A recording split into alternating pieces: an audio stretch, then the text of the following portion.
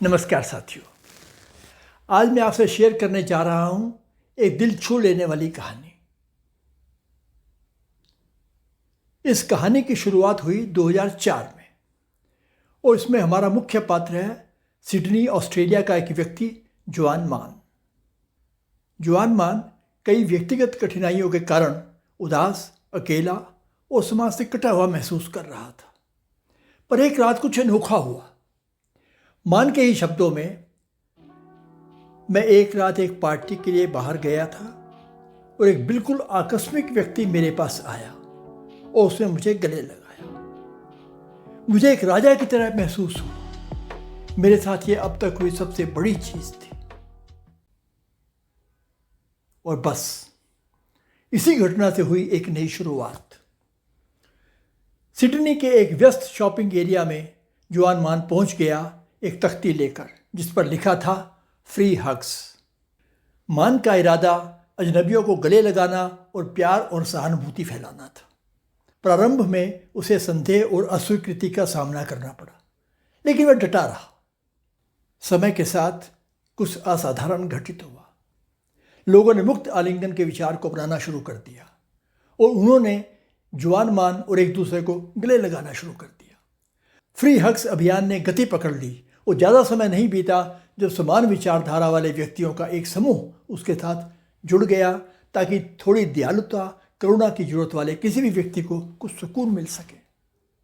दयालुता के इस छोटे से कार्य, अजनबियों को निष्काम भाव से आलिंगन की पेशकश ने सकारात्मकता और जुड़ाव का एक लहरदार प्रभाव पैदा किया।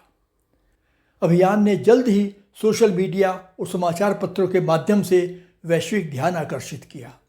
इसने दुनिया भर के लोगों को दयालुता के कार्यों में शामिल होने, मानवीय संबंधों को बढ़ावा देने और बाधाओं को तोड़ने के लिए प्रेरित किया। फ्री हग्स अभियान ने न केवल गले मिलने और आलिंगन देने वाले अनगिनत लोगों के जीवन पर गहरा प्रभाव डाला, बल्कि दुनिया को दैनिक जीवन में दयालुता के छोटे कार्यों की शक्ति की भी याद दिलाई।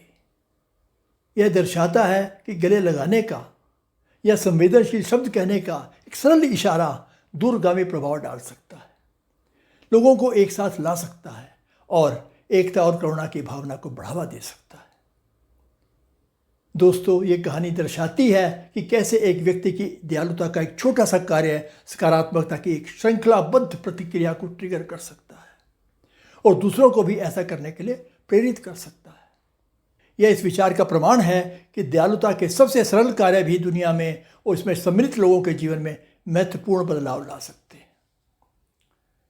साथियों, जुआन मान ने तो कुछ नया ही सोचा, पर क्या दयालुता और सकारात्मकता के लिए सचमुच कुछ नया, कुछ अलग सोचना ही जरूरी है? देखें क्या कहती है हमारी आज की टिप। अच्छे कर्मों की शक्ति का अनुभव करें। किसी के लिए दरवाजा पकड़े, ट्रेन में अपनी सीट किसी महिला या वरिष्ठ नागरिक को दें।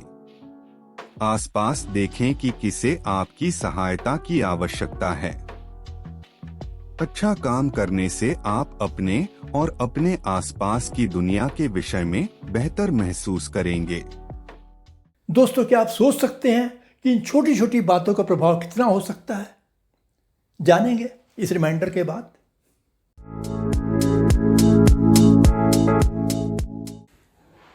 इस वीडियो को देखने के बाद आपको जाना होगा अपने नियमित टेम्पलेट पर। यदि आपने वो टेम्पलेट अभी तक डाउनलोड नहीं किया है तो नीचे डिस्क्रिप्शन में दिए गए लिंक से डाउनलोड कर लें, या वैसा ही चार्ट प्लेन पेपर पर या अपनी नोटबुक में ड्रॉ कर लें, जैसे भी ठीक लगे। पर आपकी यह यात्रा शुभ और सफल हो, इसके लिए यह एक आवश्यक कदम है। तो इस वीडियो को देखने के बाद आप करेंगे कुछ आत्मचिंतन, सेल्फ रिफ्लेक्शन, और आज की टिप पर आपकी अपनी क्या सोच है, आपकी क्या राय है, वो इस चार्ट में लिखना है, ताकि आप आगे का प्लान बना सकें। प्लान में आपने टिप से आगे बढ़ते हुए उसे अपने एक्शन स्टेप्स में कन्वर्ट करना है। यह समझना भी आवश्यक है कि टिप तो एक होगा, परंतु उसके लिए उठाए गए कदम बहुत से हो सकते हैं। आपके लिए क्या उपयुक्त होगा, यह निर्णय केवल आप ही कर सकते हैं। तो आपको क्लियरली लिखना है कि आप इस टिप को इम्प्लीमेंट करने के लिए क्या स्पेसिफिक कदम उठाएंगे। अगला स्टेप है आपका लक्ष्य, यानी टारगेट। आप यह कदम उठाकर कहाँ पहुँचने का लक्ष्य रखते हैं। कहने की आवश्यकता नहीं है कि यह माइलस्टोन बहुत क्लियर और स्पेसिफिक होना चाहिए। अब कहाँ पहुँचना है यह तो निश्चित हो गया, पर कब तक? यदि इसकी कोई तिथि नहीं होगी तो आपके टारगेट का कोई मतलब नहीं रह जाएगा। तो आपको एक निश्चित तारीख तय करनी होगी। और अंतिम सेक्शन है समीक्षा, रिव्यू और आगे की कार्रवाई। यह आपको भी नहीं भरना है। आप कुछ समय बाद यहाँ पर वापस आएंगे अपनी प्रगति देखने के लिए। और जब आप अपना टारगेट अचीव भी कर लेंगे तो भी यह आवश्यक नहीं है कि यात्रा के चरण का अंत हो गया, जब तक आप स्वयं ऐसा निर्णय ना लें। या आप डिसाइड करेंगे कि आपको कोई आगे नया टारगेट, बड़ा टारगेट लेना है या इसे यहीं क्लोज कर देना है। तो समय समय पर आप अपनी प्रगति की समीक्षा करेंगे। ये निर्णय आप स्वयं करेंगे, ऑटोमेटिक नहीं होगा। किसी भी टिप को अच्छी प्रकार समझने के लिए आप किसी ऐसे व्यक्ति से सहायता ले सकते हैं जिस पर आपका विश्वास हो। यदि यह संभव नहीं है तो भी चिंता की कोई बात नहीं। अपने प्रश्न, अपनी शंकाएं वीडियो के नीचे कमेंट सेक्शन में जाकर लिखिए निसंकोच। आप सभी के प्रश्नों का उत्तर देने की पूरी कोशिश की जाएगी। और यदि आपको लगता है कि कोई टिप आपके लिए एप्लीकेबल नहीं है या आप उस पर कोई विशेष योजना, कोई स्पेसिफिक प्लान बनाने की स्थिति में नहीं हैं, तो बस पहला सेक्शन इस टिप पर मेरी समझ और विचार में अपने विचार भरें और आगे बढ़ जाएं। क्योंकि हो सकता है यह टिप आपके लिए आज प्रासंगिक ना हो, परंतु भविष्य के गर्त में क्या छिपा है यह तो कोई नहीं जानता। वैसे भी अपनी यात्रा में अक्सर आपको पीछे मुड़कर देखना चाहिए और अपने पहले के कार्यों की समीक्षा करनी चाहिए और संशोधन करना चाहिए।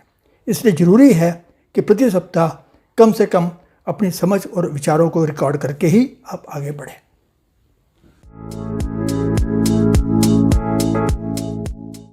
दयालुता और अच्छे कार्यों में संलग्न होने से वास्तव में कर्ता और प्राप्तकर्ता दोनों पर गहरा प्रभाव पड़ सकता है। यहाँ एक तो नहीं, पूरे 10 कारण तो मैं आपको गिना सकता हूँ कि ऐसे कार्य करने से आप कैसे अपने और अपने आसपास की दुनिया के बारे में बेहतर महसूस कर सकते हैं। नंबर 1, सकारात्मक भावना का बोध होता है। Positive emotions emerge.